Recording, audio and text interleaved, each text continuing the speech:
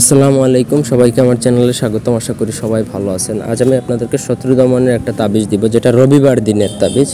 এই তাবিজটা শুধুমাত্র রবিবারে প্রয়োগ করা যায়। শত্রু একদম ধ্বংস হয়ে যাবে, শত্রুর আর অস্তিত্বই থাকবে না। এই নকশাটা আপনারা যদি প্রয়োগ করেন, সে যত বড় শত্রুই হোক না কেন, শত্রু একদম শেষ হয়ে যাবে। আপনার শত্রুতা যদি করতে আসে, তাহলে যে শত্রুতাটা সে আপনার উপর করবে, সেই শত্রুতার ফাঁদে সে নিজেই পড়ে যাবে। আপনার ক্ষতি করতে আসলে সেই ক্ষতিতে তার নিজেই হয়ে যাবে, এইরকম একটা অবস্থা হবে। ব্যক্তিগত যে কোনো প্রয়োজন বা যে কোনো কাজের জন্য স্ক্রিনে দেওয়া নাম্বারে সরাসরি ফোনে বা হোয়াটসঅ্যাপে যোগাযোগ করে যে কোনো কাজ করাতে পারবেন, দেশে বা দেশের বাইরে থেকে।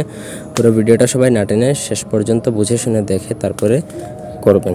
স্ক্রিনে যে নকশাটা দেখতে পাচ্ছেন, সেটা আপনাকে ভুজ পাতার মধ্যে লিখতে হবে। অন্য কোনো পাতা বা কাগজে লিখলে কাজ হবে না, লিখতে হবে জাফরান কালি দ্বারা। লিখে অবশ্য সেই নকশাটা আপনার সাথে রেখে দিবেন বা আপনি কোথাও হেফাজত করে রেখে দিবেন। তারপর রবিবার দিনে লিখবেন এবং রবিবার দিনে নকশার দিকে এক নজরে অনেকক্ষণ তাকিয়ে থাকবেন। কিছুক্ষণ নজর করে তাকাবেন এবং শত্রুর নামটা মনে রাখবেন, মনে করবেন, বা শত্রু আপনার সামনে আছে এরকম একটা চিন্তাধারা নিয়ে নকশার দিকে তাকিয়ে থাকবেন। বেশ ধীরে ধীরে এই নকশার ফজলে বা নকশার রহমতে, আল্লাহর রহমতে, শত্রু ধীরে ধীরে ক্ষতিগ্রস্ত হবে এবং শত্রু আপনার ক্ষতি আর করতে পারবে না। আপনার ক্ষতি করতে আসলে তার মধ্যে জড়তা কাজ করবে এবং এই নকশাটা দেখার ফলে এবং শত্রুর নামটা স্মরণ করার ফলে, নাম যখন এই নকশাটা দেখার সময় স্মরণ করবেন, তখন যেই ক্ষতিটা শত্রু আপনাকে করতে যাবে সেটাই তার হয়ে যাবে।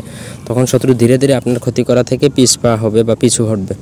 তো আশা করি বুঝাইতে পারছি। এই ছিল আজকের ভিডিও। ধন্যবাদ সবাইকে।